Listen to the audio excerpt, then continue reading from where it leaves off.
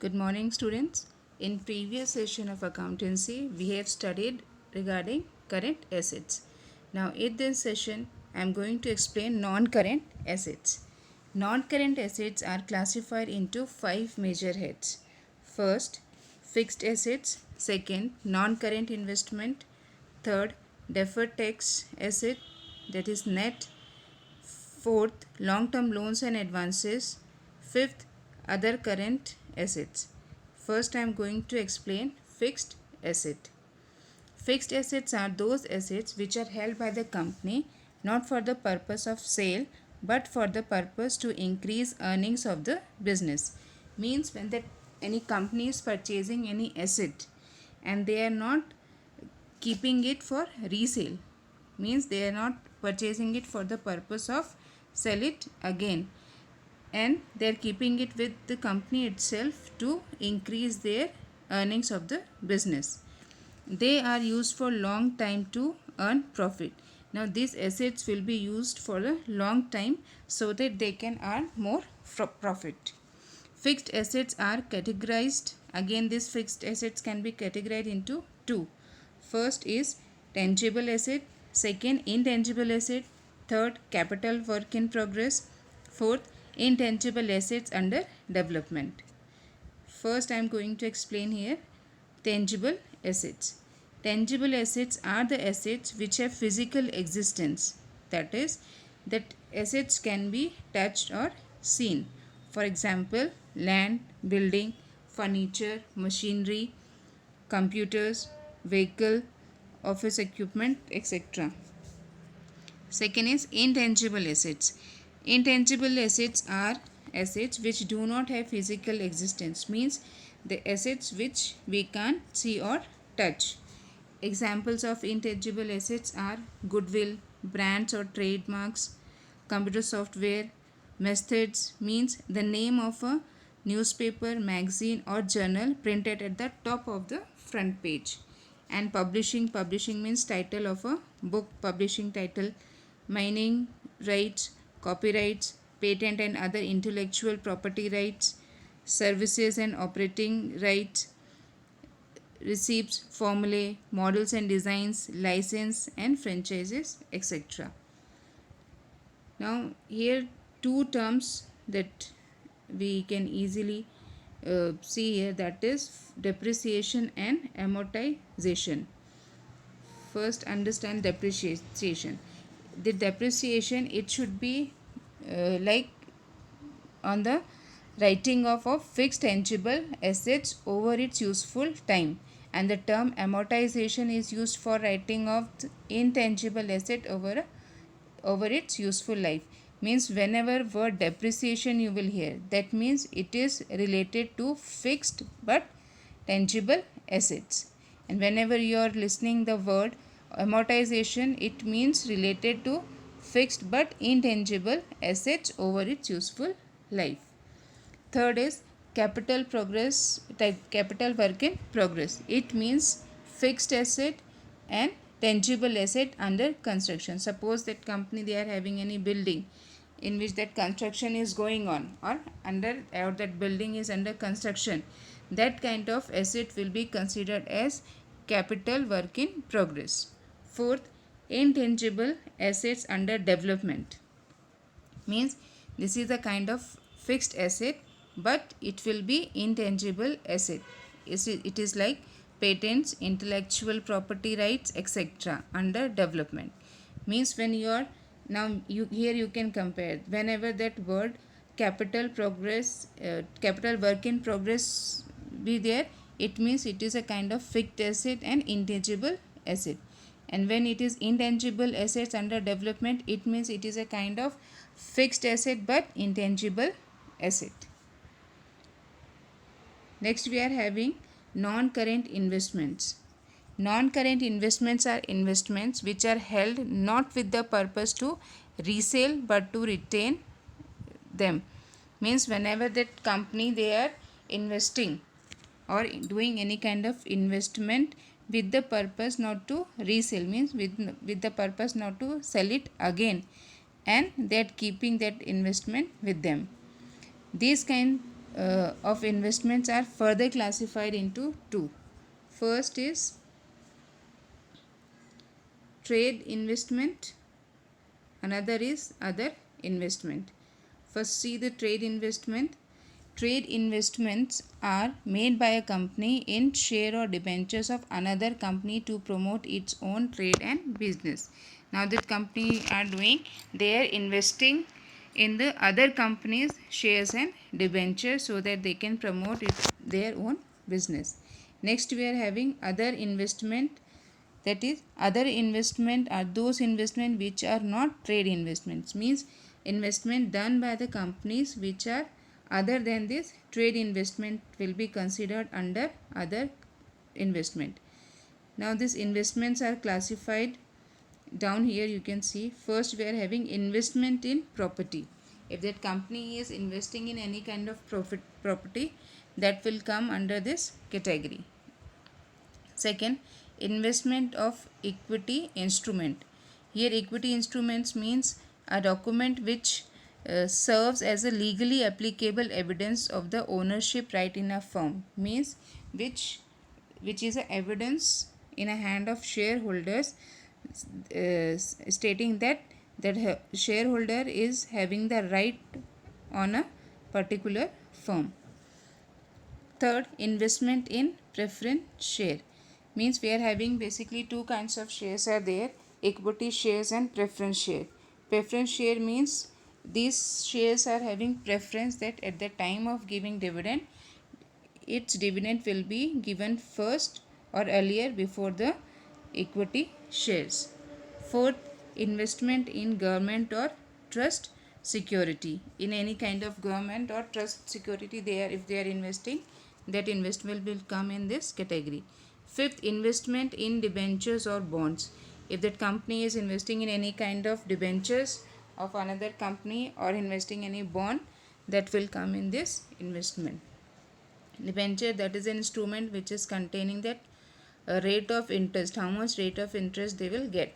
Bonds, that is a kind of government instrument which is also containing the guaranteed rate of interest, but that will issued by the government. Sixth, investment in mutual fund. Mutual fund means this is a kind of investment that uses money from the investor to invest in stock, bonds or other types of investment. Seventh, we are having investment in partnership. When a company is investing in any kind of partnership, this will come. Eighth, other non-current investment nature to be specified. Other non-current investment means the investment that we have seen earlier from first point to seventh point. Other than these kind of investment are coming, that will fall under this eighth category, other non-current investment, and its nature will be clearly specified. Now C, that is deferred tax asset net and deferred tax liability net. The same topic that we have already studied at the time of understanding non-current liabilities.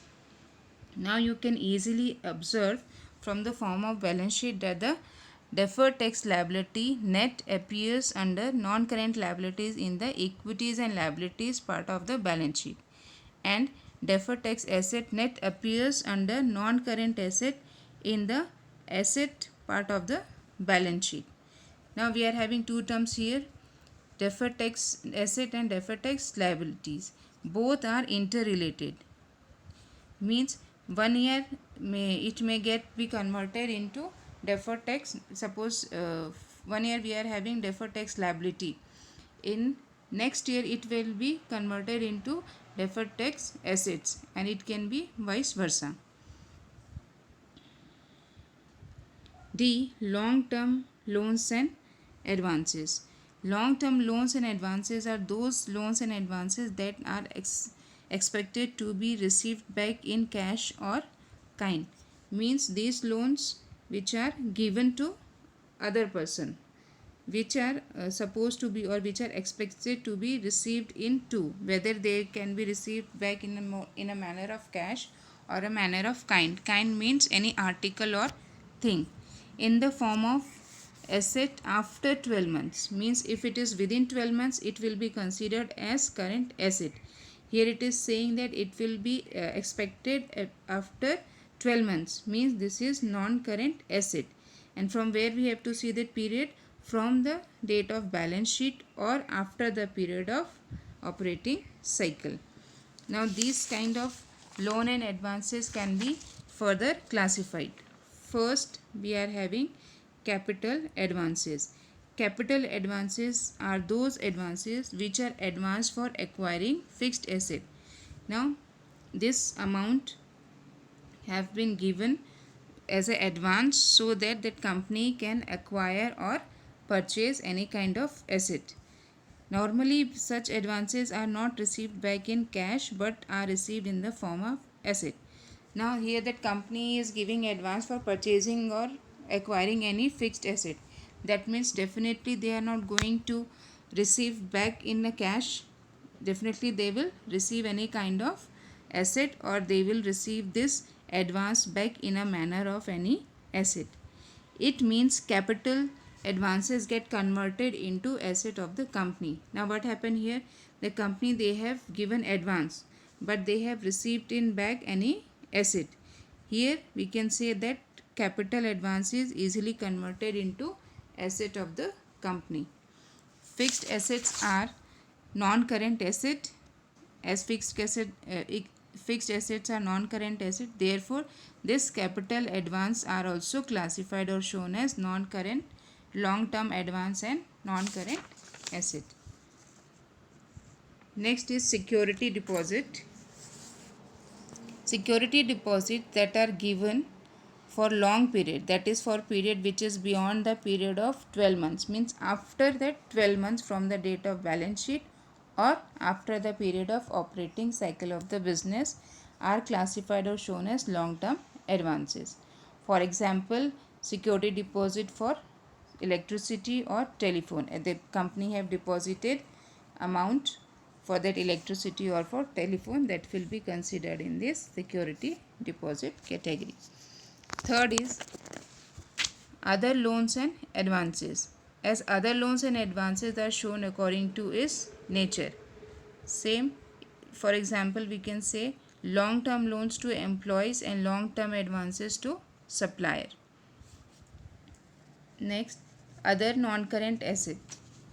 All other non-current assets that do not fall into any of the above classification, means this is the E, fifth one. Whichever current assets are not fall into any of the above classification, from classification A B C D till fourth, if it is not falling, that kind of non-current asset will fall in this category, that is other non-current asset. It can be further classified into two. First is long term trade receivables.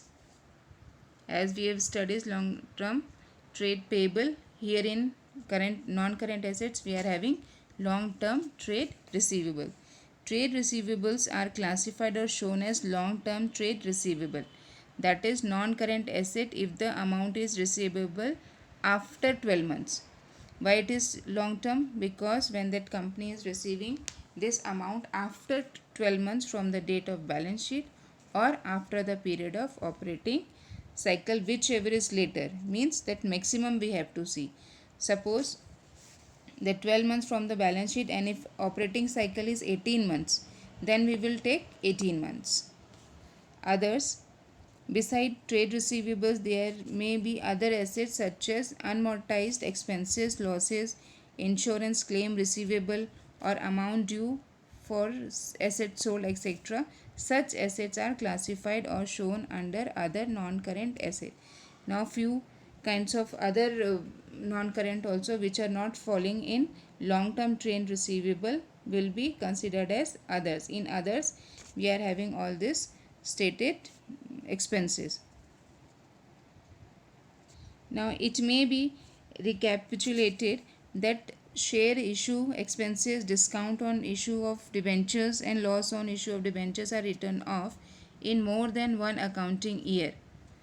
Unamortized expenses or losses that are written off after 12 months from the date of balance sheet or after the period of operating cycle, whichever is later, are classified or shown as other non-current asset.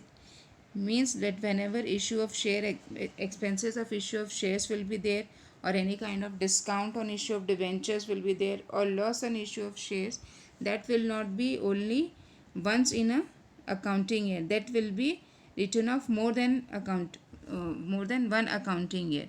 So hence this kind of expenses will come under this other non-current assets.